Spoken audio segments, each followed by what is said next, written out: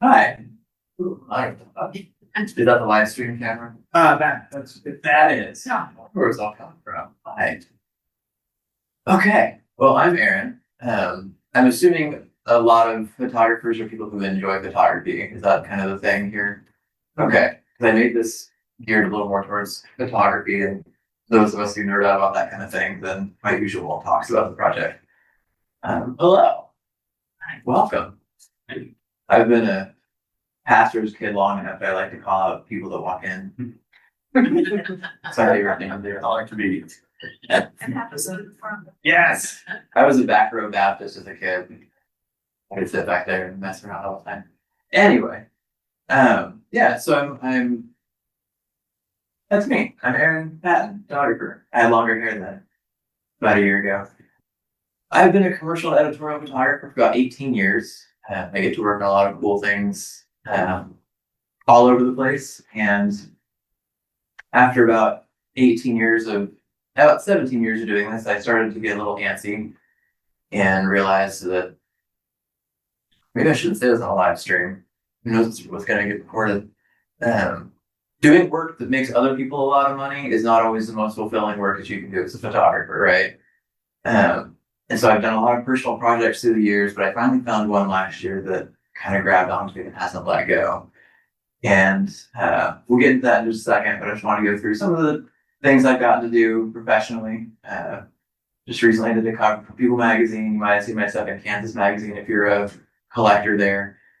I don't think it's officially live yet, but next month's cover is mine too. It's a really cool bootmaker from Italy. It's awesome. Really cool guy. Really cool story. He's actually in the project too. I was like, I'm driving to Eureka, Kansas to photograph something. I'm photographing my project too. Kansas magazine and still put the bill. Things like TLC Discovery Network. I get to do some of their promo photos whenever they give me a call. This was the HBO Max cover photo for quite a while for 90 Day Fiancé. Did 90 Day Fiancé and Happily Ever After. Unexpected car issues. Just, a lot of the trash reality TV that I've never actually seen an episode of, to be honest. I think they like me for that reason. They know I'm not gonna fan out over the people because I've literally never seen a show that I've photographed for. That's the kind of thing I get to do. But now I'm working on a thing called The Americans, which is a 50-state touring portrait series documenting essentially the workplace and identity of who we are as a people right now. It all started from a single Facebook post that I made a little over a year ago today, where I just said, hey, if anybody has an interesting job, let me know. I want to take a picture. And I made the mistake very early on of calling it The Americans because I liked the name. I knew it was in history of Robert Frank. And after photographing a few people, I was like, oh no, that means I have to go everywhere. I can't really call it The Americans and just photograph in Wichita. That wouldn't fly. So in the lineage of Robert Frank, Robert Frank's, if you've heard of his book from 1958, The Americans, it's considered one of the greatest photo books of all time, and I've named my project the same, and an act of pure hubris. Hoping it's not going to come back to bite me when it comes to publication time. But he was a Swedish emigre who documented America from the outside in. He went all over the country and kind of photographed the divides that existed in America, and it wasn't a very flattering picture of the country at the time, and maybe it didn't deserve to be. But when he would publish it, he published it first in France. And so he's a Swedish immigrant, comes here, does this amazing body of work, takes it and shows it elsewhere. So I'm doing the exact opposite. I'm born and raised in Kansas. I am a 16th generation American. And so I'm about as inside as you can get from the middle of Wichita, going out and doing the same thing from the inside out instead. Time will tell if it's a flattering picture of the country or not. I'm not setting out to make it so. I'm just trying to see what's there. Comes from, I don't know the order of my slides. We'll figure it out as we go along. So far, I've photographed 541 people in 14 states, 30 cities, and driven over 6,600 miles to do so. And we're like 10% done at best. It's getting expensive. It's adding up a lot. I'm kind of loving that part of it, to be honest. It's a new hotel every day. But the project comes from a lot of inspiratory sources. And we'll kind of go through some of those here in a second. But people ask me a lot, like everywhere I go, like, why are you doing this? I don't know. Why would somebody go through all this trouble? Like I said, I always like to have a personal project. I was working on one for about 3 years called Friends and Other Strangers, where I brought people in to my studio, most of whom I'd known for a good long time, but had never photographed. And for 2 hours straight, on average, I would make these people feel as uncomfortable as possible. Because there was a line in Anna Newgood's master class where she said that she thinks photographers spend too much time making their subjects feel comfortable.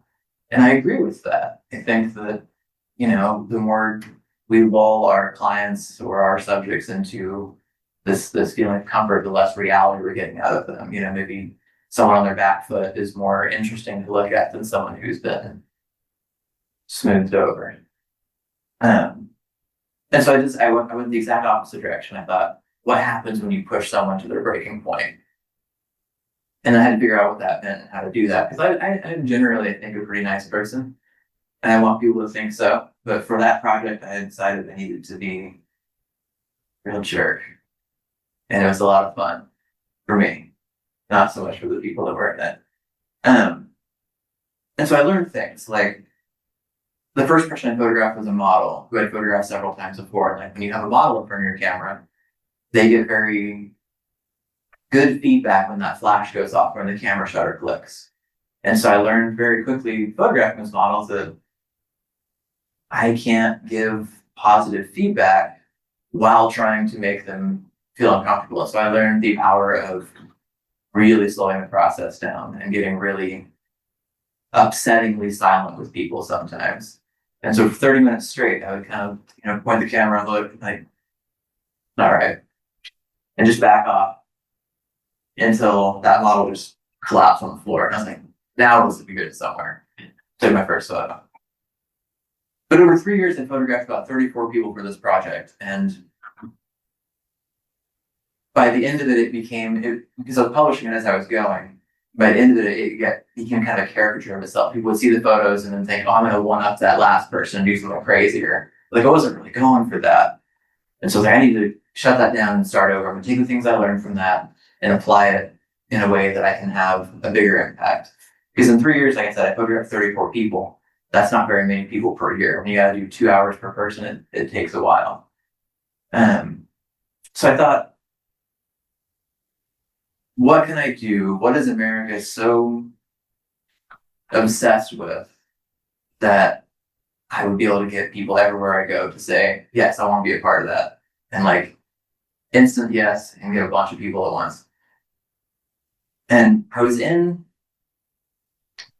a pub in Wales talking to two Englishmen. Their names were Mark and Foz. And we were just having a couple pints, and I turned to Mark and I was like, so what do you do for a living? And he put his beer down and was like, that is a really personal question. I was like, oh, I had no idea. It kind of caught me off guard. I didn't know what else to ask because that's what we ask each other. What do you do? Where are you from? Those are our two things. That's the small talk. That's how we get. And so I apologize. Like I didn't realize that culture difference. Sorry.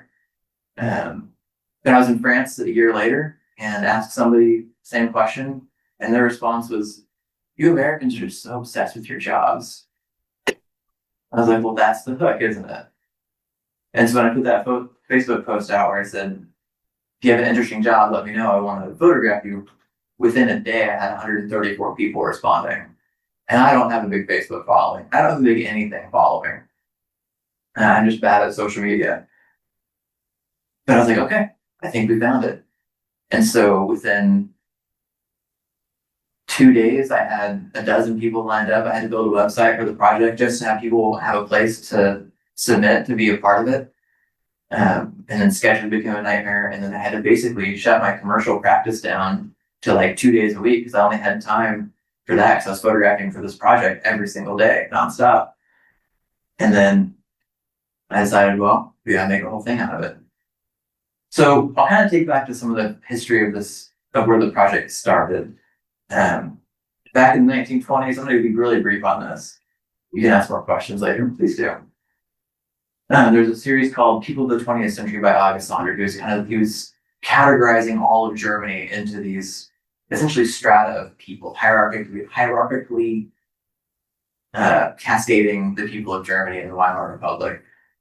And so he would photograph people, call them by their title, butcher, baker, whatever they were, farmer's daughter, farmer's wife, etc. Because it was 1920 Germany.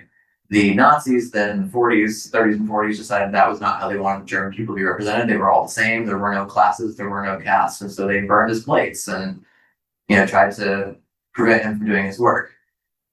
But I like this idea of this typological assortment of people and making that into a project. That's a really good way to photograph a few thousand people. He did it over 60 years, I think, of course, of his entire life. And he didn't finish his project. I'm hoping that I will get to. Then his quote, if we can create portraits of subjects that are true, we thereby in fact create a mirror of the times. And I think that was the biggest draw for me. I want to create a mirror of America. Whatever that means, I don't know yet. I'm still trying to figure it out. Then I found this project by Irving Penn called Small Trades, where for Time magazine in the 50s, he photographed what they considered the dying professions of the time. So, the very French looking chef. There's all these very entrenched professions, the baker, the scuba, not scuba diver, but the diver with the big bell on. He found these people and he took them into his fashion studio in New York and Paris and photographed them in a very fashionable way. They would kind of like that. I do some fashion photography. Small Trades became a big thing for me, and I love Irving Penn in general. His quote is one of my favorites. I reference people all the time because people don't always like my work because people are rarely smiling at what I do. Because at the severe portrait, there's not the greatest joy in the world. The subject may be enormously interesting to the reader. And that, I think, is one of the biggest differences for me between my commercial photography practice, my headshot practice, and doing what I like to do. Because when I shoot for magazines, which I also love, and for myself, my subject is not my client. I don't have to make my subject happy anymore. I need to make somebody else, my viewer, happy, or myself, ideally, happy. Whereas when I'm doing headshots or commercial work, I have to make my subject happy, which then gets a little bit less interesting, I think. And then the one I'm favorably or unfavorably compared to the most is Richard Avedon in the American West. I didn't know who Avedon was for the first 10 years of my career. I just happened to fall into a very similar style of photography, but he got known for. I told people for years that if I just had a white backdrop, that's all I would ever need to photograph everybody all the time. I would never get bored with it. And in 18 years of doing this, I've never gotten bored with a white backdrop. Avedon says kind of the same thing. He's worked out a series of nodes to exquisite light, node to apparent composition, node to the seduction of poses and narrative. All those nodes force me to, yes, I have a white background, I have the person I'm interested in, and that thing that happens between us. And that's why I think I've always been drawn to the white background. It strips context. It takes somebody out of their element. And you don't have any clues as to who this person is, or what they care about, or what their mindset is, except what they're giving you on their face and on their body. And so that's been the crux. That was what the Friends on the Strangers project looked like. That's what a project called She that I did in 2020 looked like. A lot of my main things have been black and white photographs on white backgrounds. Maybe I'm really boring, but I just think that I'm so interested in the person that I don't really care as much about the context.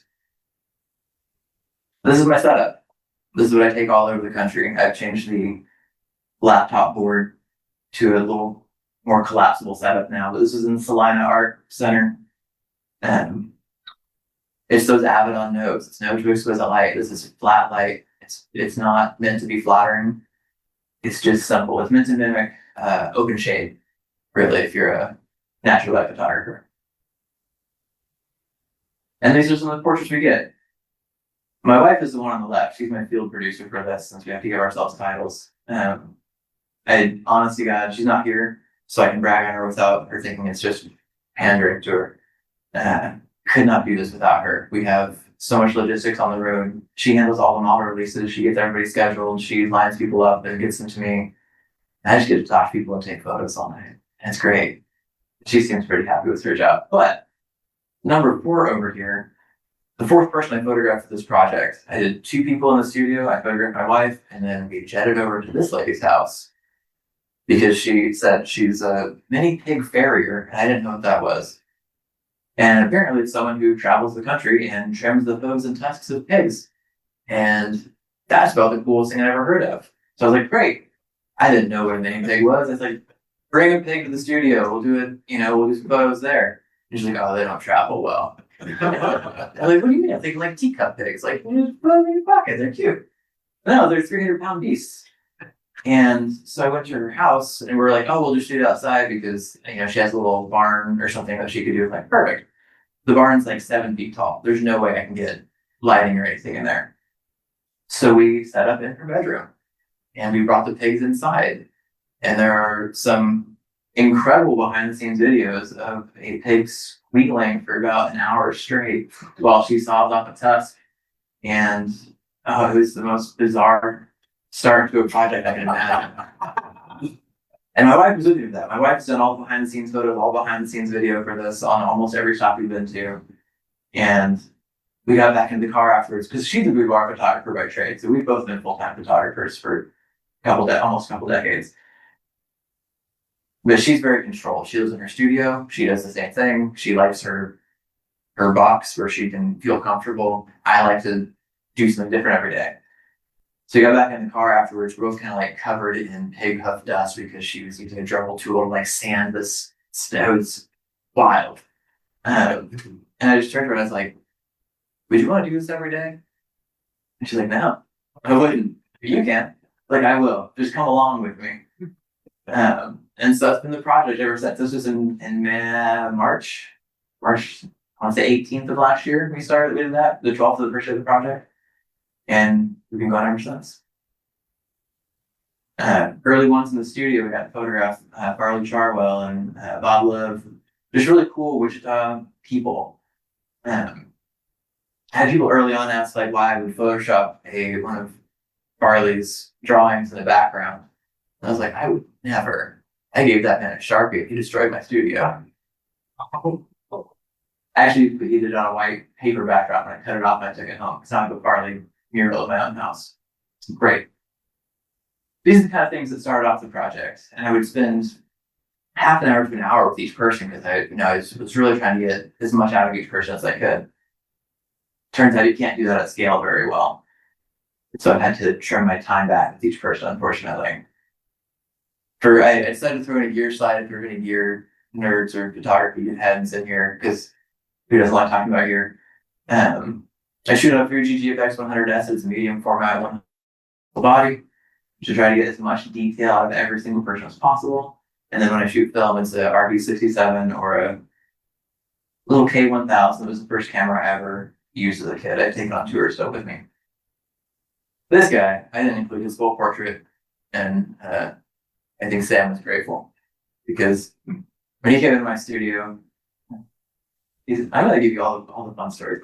When he came into my studio, he told me, he's like, I am 100% tattoo covered. And I was like, what do you mean? You mean 100% tattoo covered? He said 100% tattoo covered. I was like, all right, prove it. He did. And I photographed it. And so when the eventual exhibit goes up, that's going to be a centerpiece. It is something to see. So then I started thinking, I was like, I need to get out of Wichita. I had photographed by this point 60-some people in Wichita. And I'm going to call this project The Americans. I have to go to where the Americans are. I can't just be here. And so thinking back to my favorite photographer, Drew Avedon, he got his commission in 1979 for a project called The American West, where he would take his New York fashion sensibilities and go to the American West and photograph people of the West in his own way. And his proof of concept was going to the Sweetwater rattlesnake roundup. He said, I needed to make sure I could do this.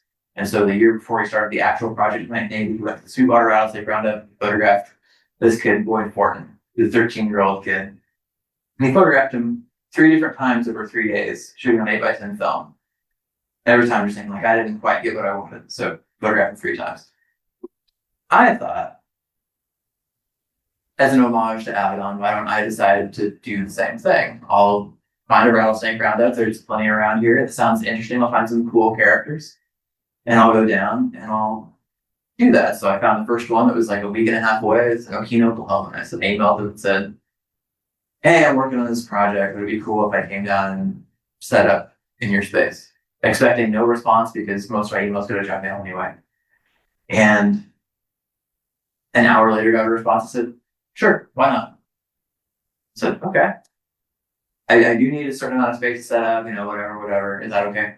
Yes. All right. I don't know what I'm getting myself into. I take one of my friends, Andrew Claycomb, who's the greatest producer of all time, and will get the biggest credit in the book because he's found so many cool people for me.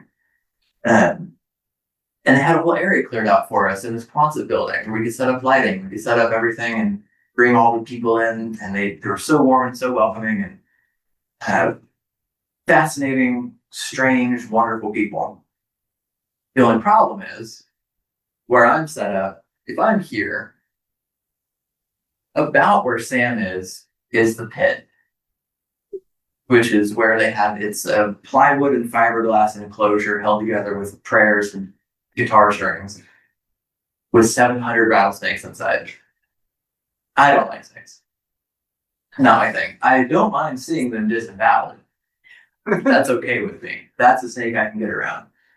And so for 2 days straight, I was within about 4 feet of the most terrifying things I could think of. The head of the rattlesnake organization, this guy named Todd Feldspar, I believe is his name. He walks in the rattlesnake pit barefoot. He picks them up, dangles them 12 at a time while they're trying to kill him. And his brother or cousin, one of the two, was killed by a rattlesnake bite. He still does it. He's a charge nurse in the ICU. He gets off on adrenaline. Crazy people. Like I said, wonderful. So I met this kid, not by choice. I was not trying to make a boy portrait photo. But this kid's uncle came over and was like, you gotta photograph my nephew. I was like, well, I would, but I do have to have model releases. I do need a parent signature. I can't just have an uncle say, photograph my nephew, because that doesn't fly in the publishing world. I'm a commercial photographer. I know the problems with all that. So the whole day, the uncle was trying to get a hold of the mom to come by and sign a model release that this kid photographed. And she does. She drives across town and shows me pictures of her when she's pregnant with him, when she's working in the rattlesnake butcher shop. And so this kid has been steeped in rattlesnake blood from the time he was born. And he's 11 years old. He was able to finally start doing rattlesnake hunts at age 10 because that's a rite of passage in Okina, Oklahoma. They do rattlesnake roundups every year for 86 years straight. And when you turn 10, that's the thing you get to do with your dad. And so now he works in a butcher shop. I think he loves it. This is the expression I got from him all day long. I think he's just, that's what's left when after you butcher 200 rattlesnakes a day. So that's a long detour to say my initial outing was an homage to Abaddon. And this is what they do. This is what they call the pyramid. Those are 3 coiled rattlesnakes, one on each hand and one on her head, and they just back away and let her exist. And that's the pit with a bunch of snakes. And that's me set up back over there. You can see my little papers clipped up to the wall. Never again. What? What? You know what? Is there a religious component to it? There is not. There is a.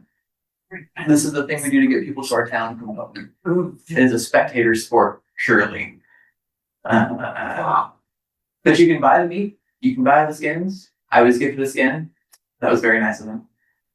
I ate some meat. Yeah. My next tour, I'm gonna go through the rest of these pretty quickly because we're getting about to where I want to start doing some Q&A stuff. But went down to Mesquite, Texas for a rodeo. I sat up in a box seat that was about the size of this podium and still did all the whole thing. Got to meet some great people. Those are kind of my first 2 outings before we started going on tours. My first tour took us all the way to California and back. And there's any like true to life nerds in here. I built an entire software suite to help manage all of my pre-post and tour production. So it's all custom design software that I'm pretty proud of. So our first tour was 3 weeks around the Southwest. Our last tour we just got back from was through Missouri down to Louisiana and up back to Arkansas, and we leave in 11 days for our next one, which is not planned yet. This is how we work. Very last minute. Through the course of the tour, we meet a lot of really cool people. I'm going to be pretty brief on stories, but I want to tell some of the different people I've gotten to meet. One being Mary. She was a clerk at the Hotel de Paris Museum in Georgetown, Colorado, which is a really cute little place. It was a gold mining hotel back in the 1800s. And Mary did not want to be photographed, but I thought she needed to be. I thought she looked fantastic. And I asked her, when I first got there, Mary, I would love to have you a part of this. And she's like, oh, that's my boss would let me. I was like, I disagree. I know your boss. He's the guy who set this up. Like, I'm not going to pressure you, but I really want you to be a part of this. Towards the middle of the day, she comes in and she's agreed to do it. And in my 18 years of photographing people, and I do headshots for companies, I photograph people who don't want to be photographed all the time. I have never met someone who was so nervous to be photographed as Mary. She was shaking the entire time. I was certain that she was not going to like her picture because she was so nervous to have it done in the first place. And like I said in the beginning, like, it's not my job to make pictures people like for this. It's my job to make pictures I think you're interested in. And so I'm intentionally not trying to flatter someone. I'm not trying to give someone a good headshot for this. I just wanted to photograph her how I saw her.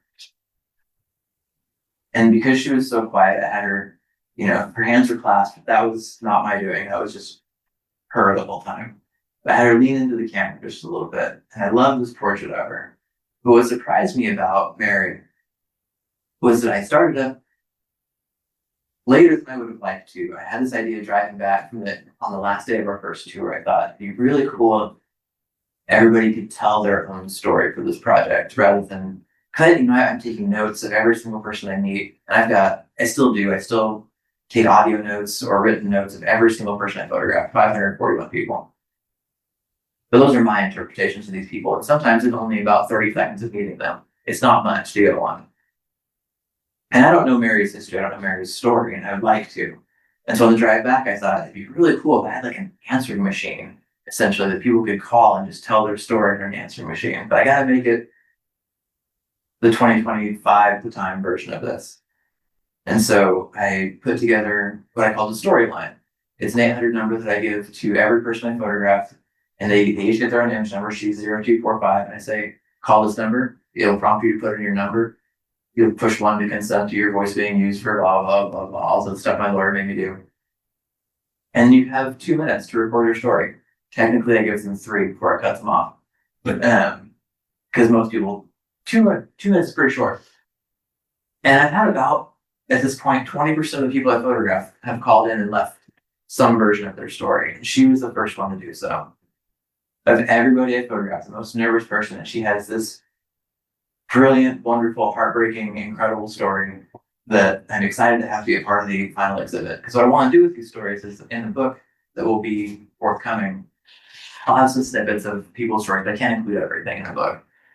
But in the exhibit, I want to have little pockets of audio where you can view the portrait, but you will kind of pass through a moment of audio where stories are just going. You get a chance to hear people tell their stories in their own words. One of the things that Avedon was accused of when he photographed in the American West was exploiting the people of the West because they thought he punched down. He was this rich Fifth Avenue photographer photographing, drifters, homeless people, oil field workers, just, the dirty, gritty people of the West. And he said they said he was exploiting them because they didn't have any agency in how they were presented. I'm not giving people agency in how they're presented either, but I am giving them agency to tell their own story. So maybe that mitigates that problem. Or maybe it doesn't. I don't know. I haven't gotten critical reviews yet to tell me if I'm doing good or bad. That's not true. I have a story I'll tell you. So what's Mary's story? I'll play that for you later. I will. We'll be hanging. Some of the people I met along the way, this is Vegan Metzner. Does anybody know who Sheila Metzner was? I didn't either, and I feel bad about this because I should in my position as a photographer. She is listed in many books with people like Avedon and Dion Arbus and the incredible photographers of the 60s to 90s. She was recently inducted into the International Photography Hall of Fame at age 94, I want to say, and Biga went to France to accept that for her. So she is the daughter of photographic royalty who happens to run the film commission in Moab. She was my connector in Moab, Utah to bring people in, and she allowed me to photograph her as well. But I thought her stamp of endorsement, at least of allowing me to show up and do this, was pretty cool. Speaking of drifter types, my guy on the left here didn't mean to come to be photographed. He was there for a different kind of meeting altogether. Just came into the wrong room. I photographed him anyway. But he's great. And then, we get some characters. What I love about the guy on the right, or the left, I'm backwards for you guys, right? The magician is, after I took this portrait, he was like, oh, I really shouldn't put my wand in my mouth. We should respect the wand as magicians. So I was like, do like, love it. Stop now. Towards the end of that tour, we were supposed to be in Gallup, New Mexico, and I was trying to get in touch with different venues around the place and found out the day before, 2 days before we were supposed to be there, that we were going to be there on Indigenous Peoples Day, and every venue in Gallup was closed. Great. But they referred me to the Navajo Nation Museum in Window Rock, Arizona. And I had a friend who used to live in Window Rock, which is fantastic. So I called them up, and they immediately were like, yes, anything that we can do to put the Native people on the map in whatever way we can, please come. And so I got to meet Miss Navajo Nation here. She was just happened to be in the same place on the same day. We didn't plan this. And, we talked a little bit about how Americans we do introduce ourselves by what we do. And every person I photograph on these tours, I always ask, first thing is just tell me about yourself. I want to get like the 30-second synopsis of who you are. And invariably, I'm a farmer, I'm a whatever, I am a something is the answer. When I got to Window Rock, Arizona, and started photographing Navajo, they didn't answer that way. She was the first person I photographed, and I said, so, tell me about you. She said, well, I live with my grandma and my dad. I have 2 brothers, and I'm pretty outgoing, and I like to have fun. And that's about it. And that's all she had to say about who she was. Is her family and her personality. I was like, what a different way of looking at yourself. What a whole new perspective. And so I thought maybe it's a fluke deal, maybe it's just her. But over and over, to the people who had really grown up in the Navajo community there, it was the same thing. I felt like maybe they knew who they were better than we do. Or maybe we just know different things about ourselves. It was more accurate. But she was fantastic. I also learned the Miss Navajo Nation pageant is not a typical beauty pageant like we do here in the rest of the states. They start their week by slaughtering a sheep and using all the parts of it throughout the week. And it's fantastic and grotesque. And I want to go there and see it next time. This last tour we went through Missouri, Tennessee, Mississippi, Louisiana, Arkansas, and had some really good and some really bad experiences, but met some really cool people. A stylist, street photographer from New York, met in Memphis. Lady who restores Ford Broncos. My New Orleans people. As you expected, New Orleans. It's a grab bag of wild and crazy and awesome. The puppet artist, I don't think he trusted me at all. And it wasn't until my wife asked what the name of his puppet was that he softened up a little bit and was like, okay, I'll do it. But he's so, I don't remember his name, I wish I could, but it's a very French name. He's a very Cajun guy. The musician had a great conversation with, and throughout the course of asking, about him and what he does, the one thing that I thought he would lead with that I found out after the fact never came up. The people there seemed to be impressed that he was from this band, Tank and the Bangers, and I was like, I don't know who that is, but it sounds interesting, I'll check him out. He won the Grammy last year for spoken word album. Didn't even bring it up. Not a thing he leads with, not a big part of his personality. He's just a cool dude. And then in Baton Rouge, I met this chief of staff for a Louisiana public official. And what I love about this portrait is what I want a lot of the book to be, is where the labels that we give ourselves and the things that we tell about ourselves gives such an incomplete picture of who we are. She tried for a very long time to get pregnant, had to have various surgeries in order to do so, and then found out partway through her pregnancy that her little boy had Down syndrome. And so her entire life now, as chief of staff and as an attorney and this powerful woman, has turned to disability advocacy. This is a 2-year-old boy. He looks like he's about maybe 1. He's just pretty long for 1. Happiest kid you'll ever meet. It has to be fed with a feeding tube. And so I just love the discrepancy between the softness of her persona and the power of her title. And those kinds of things that, maybe would entice people to look deeper at other images and other people. So next up, we were going to Niobrara, Nebraska. We were heading north for the summer for the next 3 weeks. And like I said, I don't have any stuff planned out yet. Well, I have the route planned, but I don't have anybody agreeing to let me photograph them yet. We'll get there. It'll happen. So it's gonna be a lot less of a beautiful drive than the first one, because it's South Dakota, North Dakota, Nebraska. And I've driven those areas more times than I would like. Yeah. Open for questions. Or online. Yeah, if you're online, let me see, you should be able to make sure it's turned on the chat. And where's your Q&A? So you're wanting to go to all 50 states? We are committed to doing so over the next 3 to 4 years. So which area maybe you think you're looking most forward to going to? I made maybe the mistake of doing that first. I love the Southwest. I love Southern California. And that was the great thing about that is I called it my proof of concept tour, where we didn't know what we were doing at all. We were just like showing up and hoping that this was going to work. And so because of that, I'm hoping we get to do that tour again, or those states again, not the same places. But there's nothing more magical in this entire country than the drive from Denver to California along I-70 and Highway 15. It is magical. And I would do it again every single day. We also happened to be going last time mistakenly while the aspens were turning.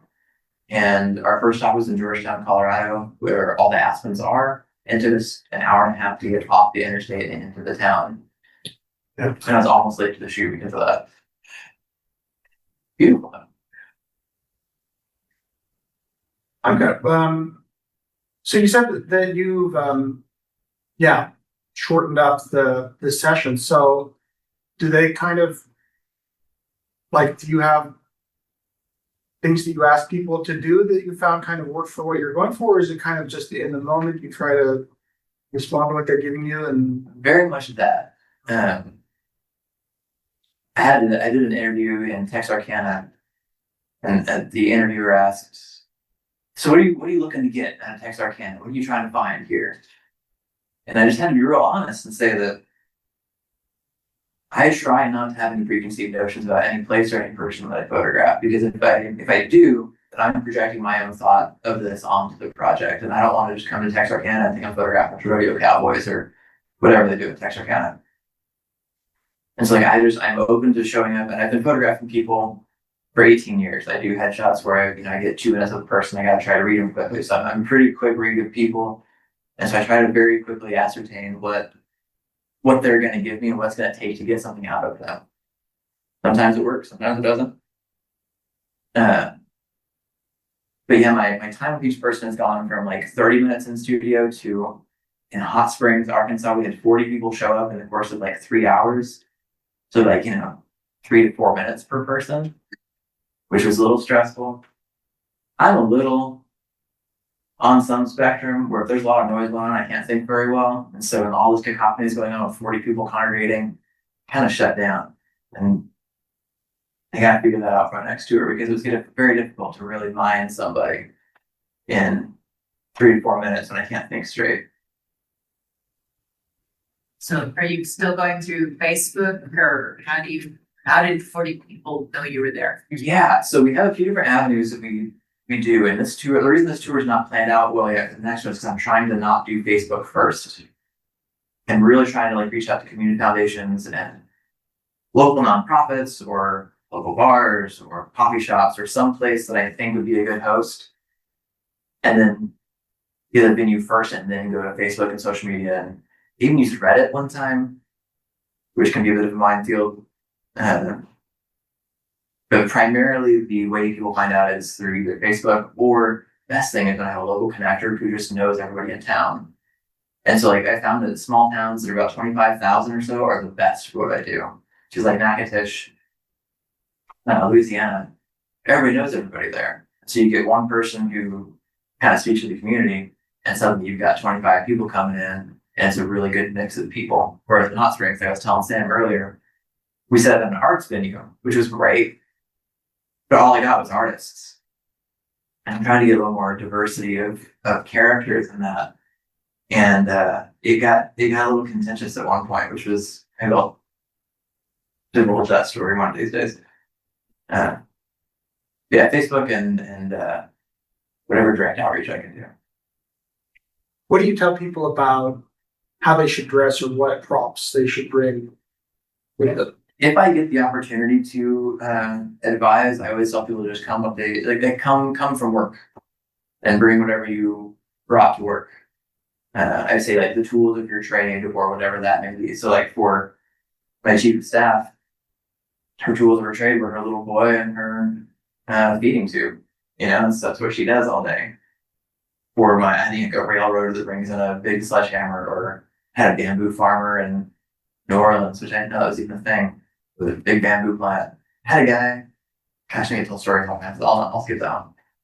Anyway, yeah, so that's if I get the chance to do so. When I don't get the chance to do so, people just show up and like, they'd be like here right now, like, okay, I'm gonna photograph you, but I don't get to tell the story because you didn't have a chance to plan for what that looks like.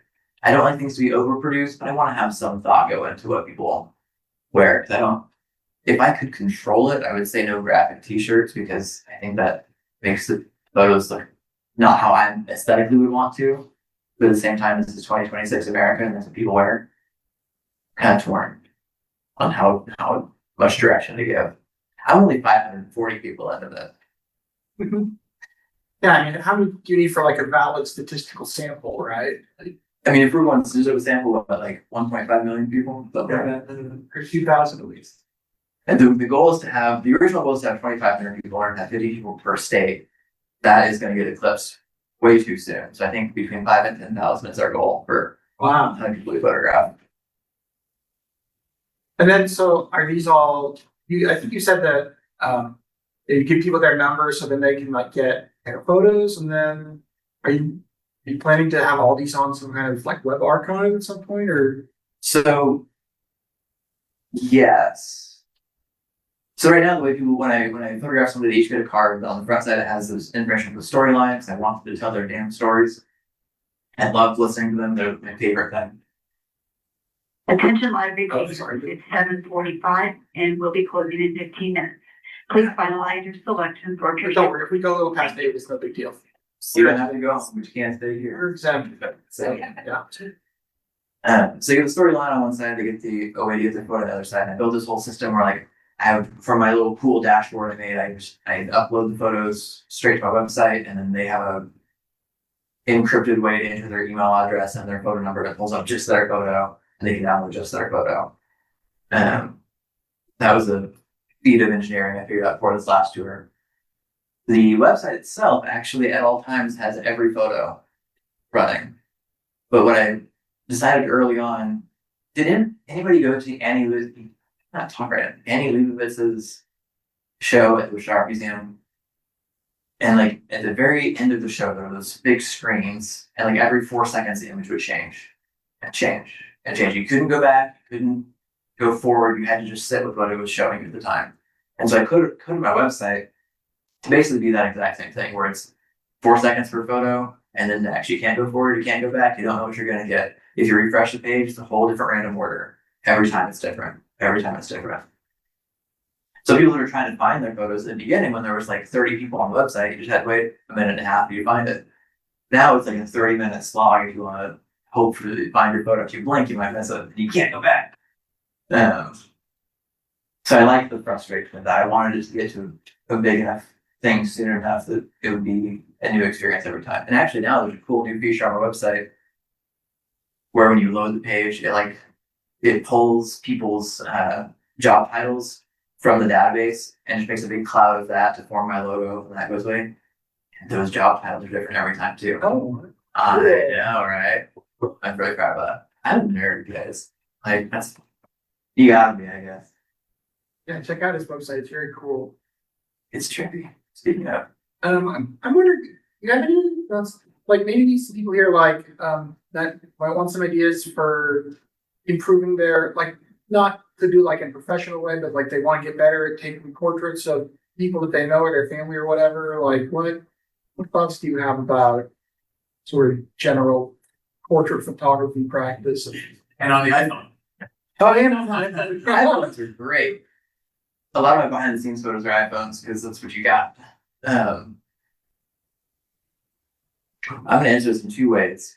One that I think is really funny. Now, I was really frustrated at the time. When I was in Hot Springs, I was interviewed for the newspaper and they came out and had someone do a video for their website, which is behind a paywall. I can't even see the video they made, doesn't matter. But they put a little splash teaser reel on Facebook.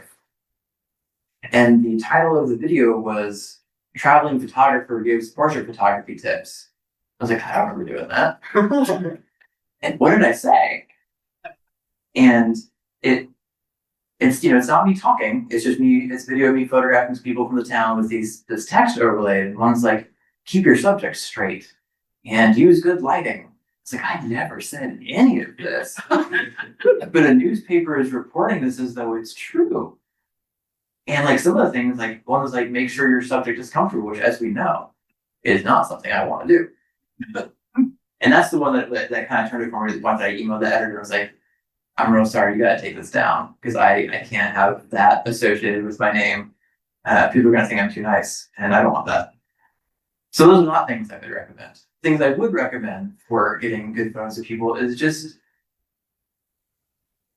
in the world that we live in now. It's gotten this way ever since magazines became a thing where perfection was king, and everybody wants to look polished and perfect and pretty and beautiful all the time. Do the opposite. Like the best photos of your family or your friends are the ones that look like them and the ones that look like that expression you get out of them when you just piss them off or when you make them laugh in some stupid way. They're not going to like that photos themselves necessarily, but it's such a look into who they really are. And that's my favorite thing. Like I know who does like 0.5 photos on their iPhone, like really wide angle. I'll put it like right against my wife's forehead. So it's just forehead and nose, and she hates it. And they're ridiculous photos, but I love them because they're bringing me joy. So that was my thing is there's all these photographers selling prompt cards, to get you to get people to laugh or get people to do something unnatural. And that's fine, but I just think if you can figure out a way to just push through somebody's outer shell a little bit and make them break a little bit. It doesn't have to be mean or uncomfortable, although it is kind of fun to do it that way. But just ways to get people on their back foot. Ask them a question that they don't know the answer to. I did it a lot. Actually, my headshots, I've learned that I can ask two questions to get an easy answer. I can ask, what do you do and where are you from? And they'll answer like this. But if I ask somebody, what's your favorite movie? It always takes them like 3 or 4 minutes unless they're a movie buff. They don't know. They gotta think about it for a minute. And then suddenly you get them thinking, you get them out of the process of thinking, I'm being photographed, and into the process of thinking, what do I like? What is my favorite food? What is my favorite pizza topping? I ask that all the time. I had one guy just say jalapenos. I was like, jalapenos and what? Just jalapenos. All right, we're not having dinner together. I'll ask people their favorite TV show, or I like to ask people if I want to get someone looking pleasant or happy. I never tell anybody to smile because I hate that. You always get that canned, cheesy photo smile, and there's nothing worse in the world, in my opinion. But I'll ask people, like, what's your favorite place you've ever traveled? And that'll soften someone up instantly. Because everybody wants to talk about that time that they had a great glass of Bordeaux in France, or, everybody says Italy. I've never been to Italy, but everybody loves Italy.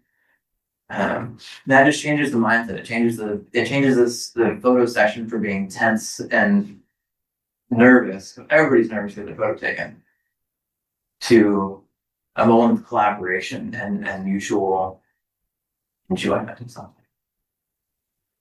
You spoke of the time that you spend with your different subjects. Yeah.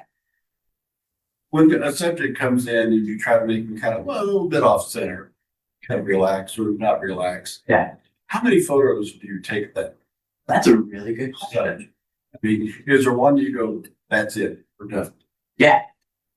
Often, especially if I have a line of people, I try to be as expedient as possible. But even if not, when I started the project, I was averaging because I really wanted to treat this like I was shooting it on film, and I do shoot a bit of it on film, and I'm shooting on medium format Fuji, so it's slow anyway. I would shoot about 20 to 25 photos per person at the beginning. Now I photograph 4 to 7 photos of each subject. And How many did you do with Mary? I mean, that looked so like first take. I think I might have taken 6 total. Well, because the first photo I take of somebody is I have them hold a little dry erase board with their name and photo number so I can remember who they are later as they don't get out of order. So it's the mugshot first. And then out. I'm trying to figure out a way to streamline that so we don't have to do that. Because unfortunately, while I get that same reaction if I say that's a mugshot photo, people start to laugh and they start to feel comfortable. Like, damn it, messed up. So yeah, I'll do that, and then occasionally I'll do a light check if it's a different skin tone. I need to adjust lighting for. If there's glasses I have to adjust lighting for, we'll get that. But then I try to keep it really, really low number of photos past that. So in the beginning, you did more than Nick. Yeah, in the beginning I felt like I was like mining people for their photo, and I was, I'm coming from a headshot commercial world. I'm like, fire, gotta get just the right moment. Like, no, I gotta wait for the right moment, and in waiting for the right moment, you miss some good moments along the way, and sometimes you might miss the best one, but you do try to just. A thing that I use a lot, and even if I only have 5 minutes with somebody, 5 minutes is a very long time if I'm just staring at you, and so I try to use silence a lot to break people out of their comfort zone. Because they'll invariably someone will come in and they'll start like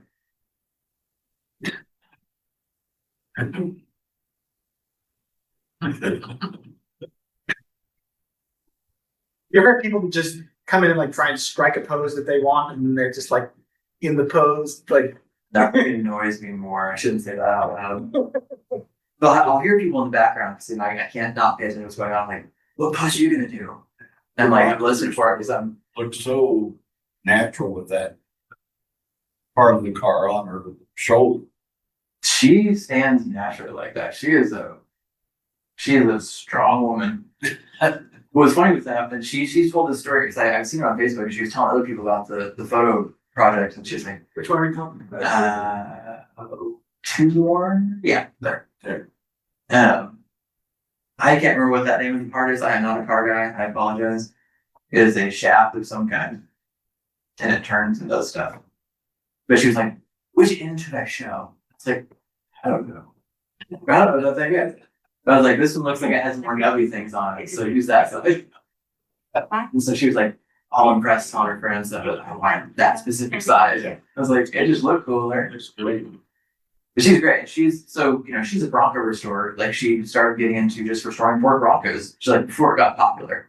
It's like great. She's like, you used to be able to buy a Ford Bronco for $500 and turn it around and sell it for 10 grand. Now you gotta buy one for 15 grand that's old and busted to sell it for 30. But her entire family is hands-on maker. They build stuff.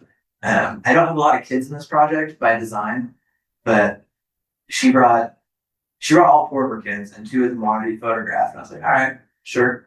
My thing is, anybody that shows up, if you want to be photographed, photograph you. It's the Americans. I'm not trying to divide out who comes. Like, if you're here, you're on the list. But her little girl, fascinating kid. I think she's 13 or 14, and she, what's the word for it? Like, takes all the hair out of the doll and puts new hair in. And will like do curls and all this crazy stuff. Like she just customizes it, makes all new clothes, like hand sews everything, does it all herself, and just have the doll she wanted. Like they didn't have what I wanted, so I made it myself. That's great. her littler brother is a big Minecraft fan, and so he started taking 2x4s, cutting them apart, making Minecraft characters painted out of these little, I'm like, that's cool. I love that. I was a tinkerer as a kid. I'm glad that it still exists. Was a photographer a difficult person to shoot? I always wondered, it's a mixed bag. The most difficult person I've ever photographed for this project was a photographer, and not because he was hard to photograph, but because he was just kind of an ass. I can tell more about that off the camera. This guy was incredible. He was so easy and like, he was shooting an RZ67, I was shooting an RV67. We were, got to nerd out about that. But he was just so introspective and so thoughtful about the way he does photography that we had a really good conversation. I think I talked to him. So in Memphis, Tennessee, it got set up very last minute. I had a great host venue finally come through, but it was 2 days worth to be there. They reached out to everybody they knew, and 2 other people showed up. We had 4 people in Memphis, and 2 were the hosts. They had like 10 messages from their friends saying, I just thought you'd be too busy, so I didn't bother coming. I was like, we would have been busy if you didn't come. But so I had some time. I think I talked to Silas there for 30, 40 minutes. And it was great. I think I still took about 6 photos of him is all. But I got to take the time to get that lens pointed right where I wanted it. It's great. He was a great guy. Really cool photographer too. Aaron, I've always kind of admired the project. It just seems like it's a profound value and curiosity, I guess. What are you learning to appreciate about humanity, I guess, as you've tuned in so much? I got that question in Louisiana. Somebody asked me, like, are you more optimistic or pessimistic about the country as you've gone around different places? And I think my sample is biased because people that are showing up want to be there, generally speaking, unless they're dragged along, which does happen. And so I'm getting really cool people. It's like the thing that I'm learning, I guess, even in Okina, Oklahoma, I put myself in that situation, and I was in a very different arena that I'm used to, we'll say. But you get people one-on-one, and by and large, we all want the same things. People want to be liked and they want to be heard. I think people show up to this kind of thing and they share this project because they want to be seen. They want people to know who they are, what they do. There is a bit of a subversion to the project where I put out this guise that I'm photographing the American worker, and that's this level of the project, right? Because that gets the eyeballs on it. It gets people to think, oh, look, there's a mechanic, or there's the whatever I do. There's one of those in New Orleans. That's cool. The second layer down is, I think, the part that might rub some people along the wrong way, and that's just, it's not necessarily a flattering picture of America. You look at some of the pictures like Mary, and you hear her story, and you think, wow, that's rough. Or you look at, I have a preschooler in the project, and I was thinking about this on the drive over here. I didn't include her photo in this, but when we're 1, 2, 3 years old, people start asking us, what do you want to be when you grow up? It's so entrenched in us that we are a function in America. Like, we have a role, and that's what we do, and that's how we're defined, that's who we are. And I was thinking about that, like, at some point as a kid, it turns from, I want to be a Power Ranger, to I want to be a financial advisor for a large firm in Cleveland, and that becomes something we truly chase, and it's things that we need in America. I'm not dogging on any job, but this preschooler that I had in wanted so desperately to be photographed by herself and not with her mom, because usually when I have kids that young, it's because they're in tow with the mom, like the mom's a homeschool mom or something that always has their kid in tow, so they get photographed alongside. But she really wanted to be. She's like, no, not with you, mom, by myself. Like, all right, great. And I've had this dilemma of what to label her as, because what she wrote, or not she, but what her mom wrote on her paper when she asked, like, well, what's your job, sweetie? I'm a demon hunter. I was like, damn, I want to put that in the book. But I don't want it to come across like it's like a joke, because like that's what she wants, you know, like this is her imagination, this is her identity that she is so held on to as this little kid. Right now she's in preschool. All that to say, the thing that I think I'm learning the most is that it just doesn't really matter where you go, nobody's all that different. Even the weirdest, strangest people, even like I had some very clearly drug-addled people stumble in. Not this guy, he was actually not the one that we talked about here, the different guy in New Orleans. They still want the same stuff. They still want to be seen, they still want to be heard, they still just want someone to listen to for 5 minutes. That's what I'm giving people. About 5 minutes. And I'm just interested. I just want to hear what you got to tell me. And sometimes it's good, sometimes it's bad. But yeah. How did your interest and or start in photography come about? Well, that Pentax K1000 I had as a kid, like I was not the kid that like picked up a camera at 3 and was like, I'm gonna be a photographer. I liked how the camera sounded when I was a kid. I had a little toy camera too. And I forgot about it until I was like 16. I got a little point and shoot. I went to Jackson Hole, Wyoming, into the Grand Tetons with this little 2 megapixel Kodak point and shoot. And I took a photo of the Tetons just for fun. And I saw the photo of that camera and I was like, that's what I want to do. It was an instant transformation. I was planning to be a musician. I thought I was going to have this great path as a singer, songwriter, guitarist, or something. I don't know. I wasn't very good, obviously. I'm doing that now. So, and fast forward, a couple of years, I kind of became the photographer in the friend group. I was always the dork with the camera and pointing at people's faces. But I always really liked landscapes, and it wasn't until I met my wife, fiance at the time. She photographed bands and stuff like that, so she had an interest. But then, so we both had an interest in photography. But we got married. My wife tells me not to tell this story anymore because it got misrepresented in the newspaper one time, and it made it sound really bad. So take this positively. We decided to hire like the best photographer we could, and he's not around here anymore, so I don't care about talking about it. And we spent, this is 2007, we got married. We spent like, I don't know, $4,000 on a wedding photographer, which in 2007, for a 21-year-old was no money. It was a lot of money. And we're like, but it doesn't matter what the best photos we can get. We got the photos back and they were awful. Like there wasn't, my wife just wanted a photo to put in the paper to say like, here's our wedding announcement. This, people started on the paper in 2007. And there wasn't a single photo of the two of us together looking at the camera of the entire wedding day. And the ones that we did get were underexposed or just really bad. And I remember I told my wife, I was like, I feel like we could do better than this. And so we did. My dad was the pastor of the church we got married in. We got our decorations back out. We restaged the entire thing, put our wedding clothes back on. We photographed our wedding ourselves. And those are the photos we used. And then, so this is like January of 2007. We got back from our honeymoon in January 8, sorry. And I was like, that was kind of fun. We did a pretty good job. We looked pretty good. And we just paid $4,000 just to do this for us. I bet we could probably make a decent living doing this.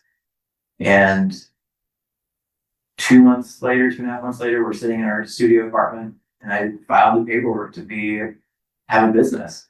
Had no idea how to do photography, like for real. I just knew that I did it better than the guy who charged me $4,000. And looking back, they're not great photos that we did either. There's lots of problems with them, but we were happy. We did 7 weddings between 2008 and 2009 and realized how much I hate wedding photography. And so my wife went her path, I went my path, and then ever since. Cool.